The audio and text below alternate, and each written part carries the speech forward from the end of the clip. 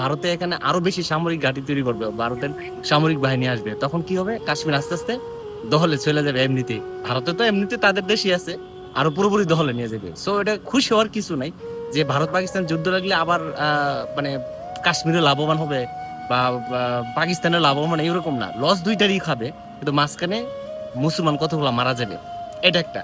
আর একটা বিষয় হচ্ছে আমাদের দেশের কথা বলি। আমাদের দেশে যারা মনে করতেছে যে পাকিস্তানে মানে ভারতের সাথে যুদ্ধ লাগলে বাংলাদেশের মনে হয় লাভবান, বাংলাদেশে অ্যাটাক করবে, মানে বাংলাদেশে পক্ষপাতিতা করবে পাকিস্তানের। না ভাই, এই সুযোগ নাই।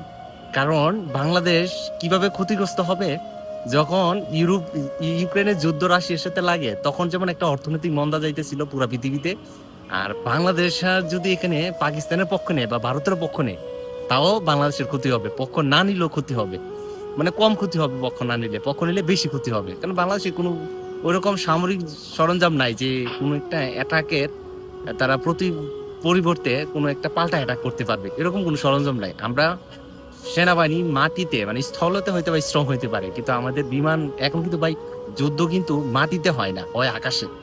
যাদের যত মানে বিমান বাহিনী যত স্ট্রং, তারা তত বেশি শক্তিশালী, যাদের নৌবাহিনী যত স্ট্রং, তারা বেশি তত শক্তিশালী।